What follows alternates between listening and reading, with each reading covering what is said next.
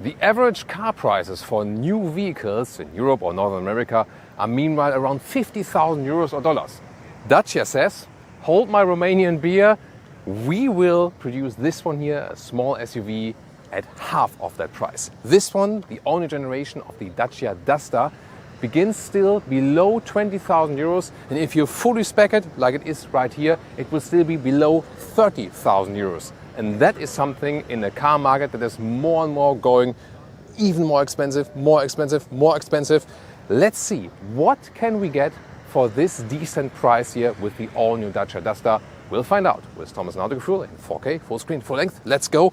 New front. If we compare the previous generation, this new generation here is stronger in the design. It's a little bit more consistent. It also features the new Dacia logo that has been introduced with the predecessor at the very end of the cycle. But now also here with these new daytime running light signature. Then they have this really rugged look. Also that, when you get some scratches, not the paint is damaged and so on.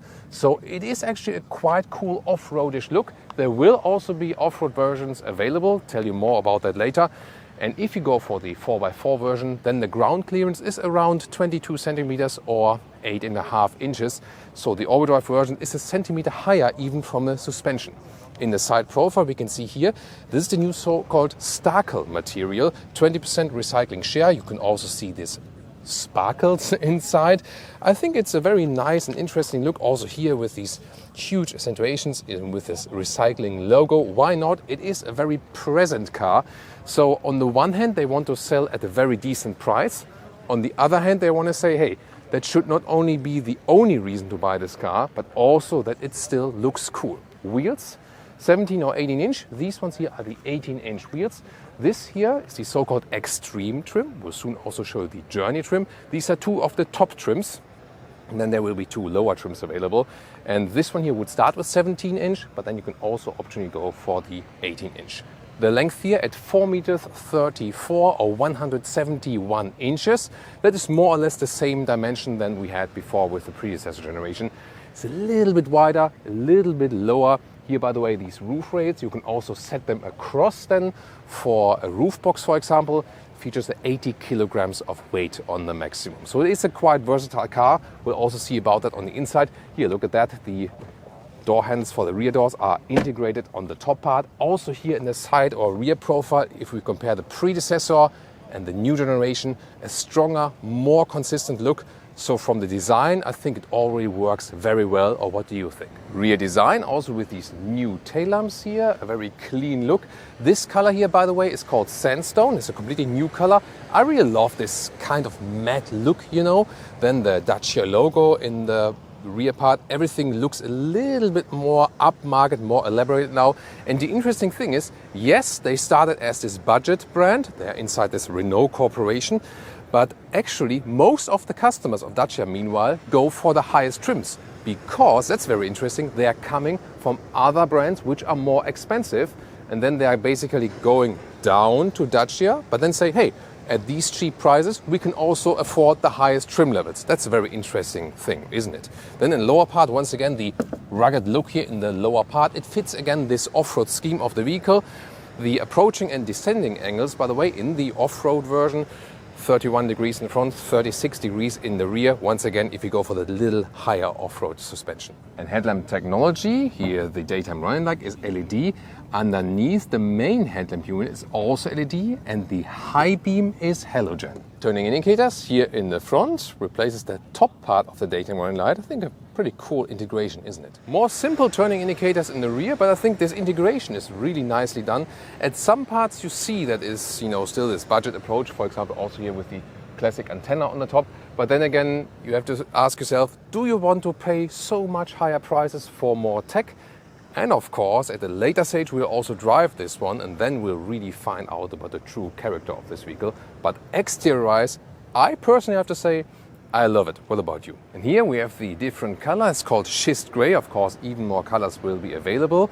And this is also the so-called journey trim, but they don't look too different. Here, for example, you don't have these contrasting mirror caps. But overall, of course, it's mainly about the color on the exterior at least. This journey trim always comes with 18-inch wheels. With the extreme trim, the 18-inch wheels would be an option. By the way, this new Dacia logo here, I think it works because it looks way more elaborate than the simple outgoing one.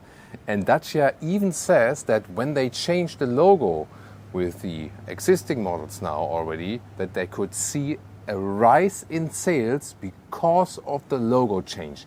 Just imagine what that means, right? This is very significant. But by the way, let's play the game of what does it remind you of? Anyone? I would say double tuning forks. Anyone? Starting towards the interior, door closing sound.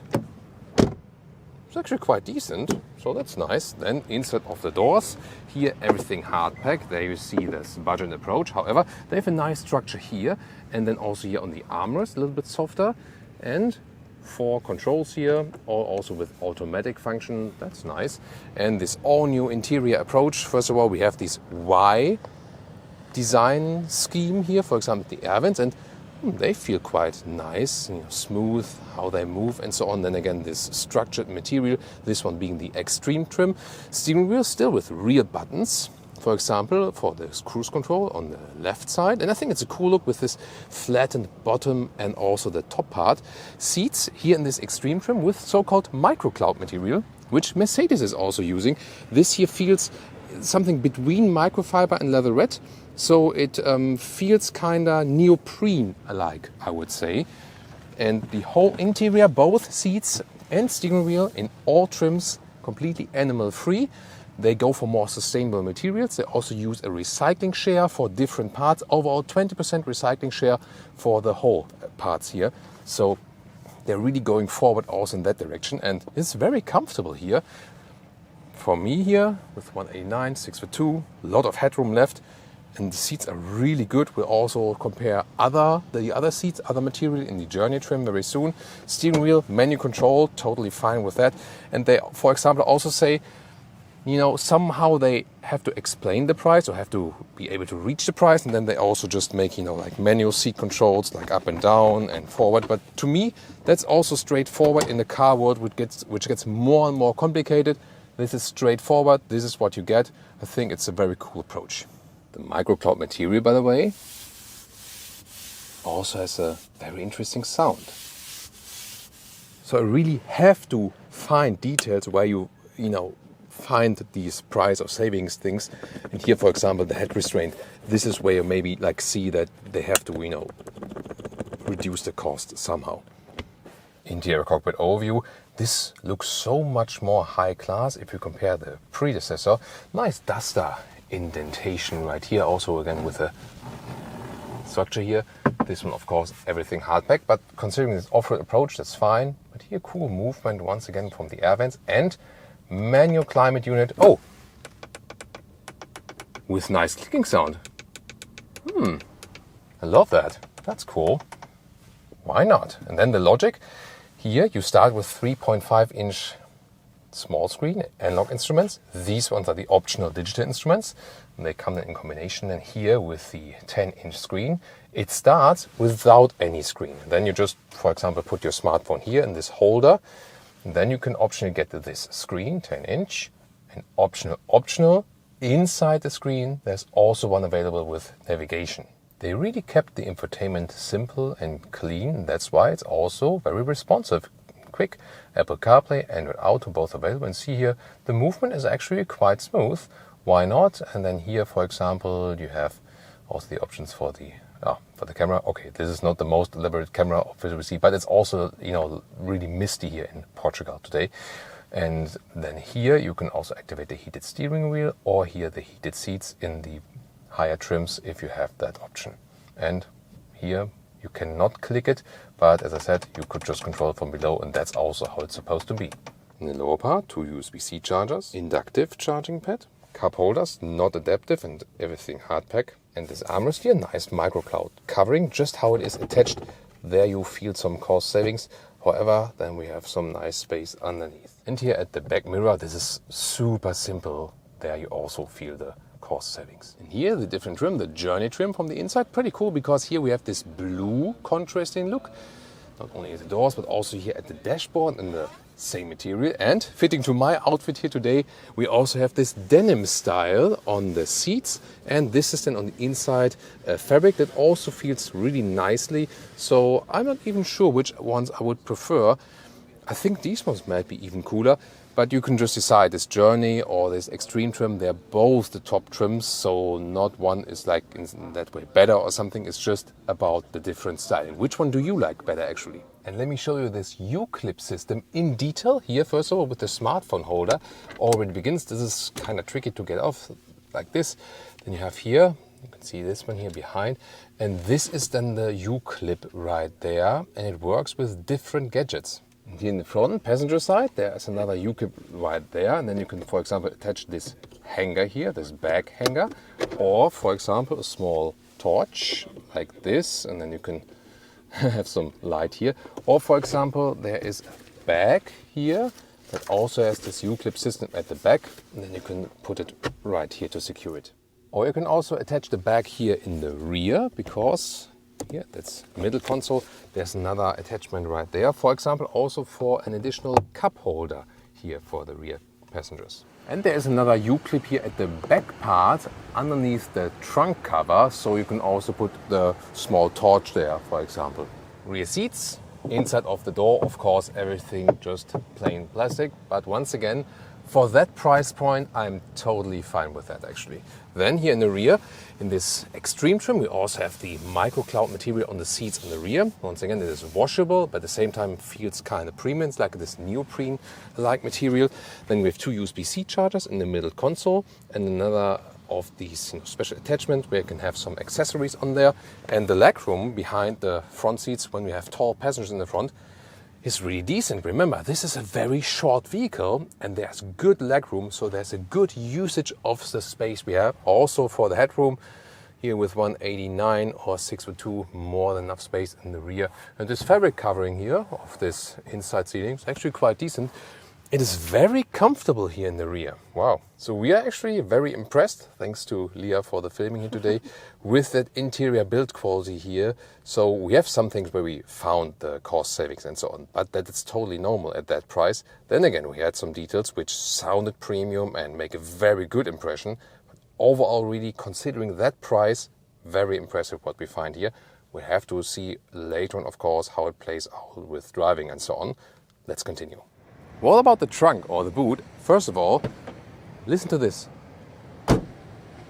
That sounds amazing, right? So, I always love to pay attention to door closing sounds, trunk closing sounds, and this one really sounds premium. Let's take a look inside.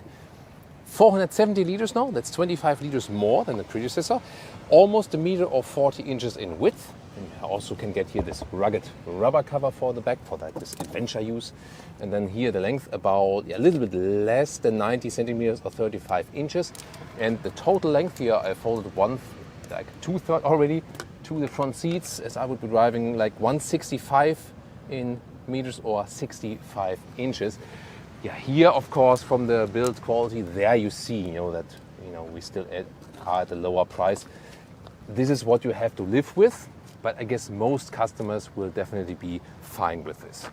And as a difference here in the Journey model, you have this even loading floor. You can put this one up and there are actually two pieces like this and like this. And when you fold the seats, then you also have an even transition here to the back part of the rear seats. Surprise, surprise. Budget thing and so on, but then gas struts. Some way more expensive cars do not have that. Interesting, right? As for engines, this is also a very interesting approach. They start as the cheapest engine, the LPG, 1 liter 3-cylinder. That one has both 50 liters gas and the fuel tank. And it's very popular, this LPG, for example, in France and Italy, which are also the biggest markets for Dacia actually. Third biggest market then is Germany. And so far in India and South America, they have been selling this one under Renault Duster, but this time they won't probably get this very same version. Next to the LPG, you get a mild hybrid. That is then a 1.2 liter 3-cylinder with around 130 horsepower. This mild hybrid is available only 6-speed manual, but that one gets either front-wheel drive only or the all-wheel drive. The all-wheel drive system is working with a central clutch. that usually it's front-wheel drive, and then in off-road situations you can make it to 50-50 front-rear. And then there's an inbuilt hybrid. That inbuilt hybrid is a 4-cylinder, 1.6 liters. That one has a 140 horsepower system output and is automatic. So the reason to go for the inbuilt hybrid would mainly be to have the automatic gearbox, whereas with the mild hybrid you only have the manual.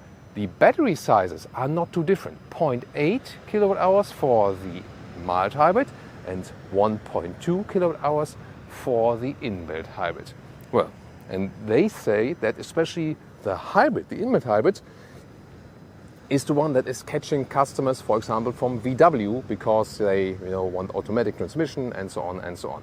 Will this work? Well, design-wise, yes. Interior, also such an upgrade. Of course, we'll keep you updated with driving. And what could be the potential competitors for this one here?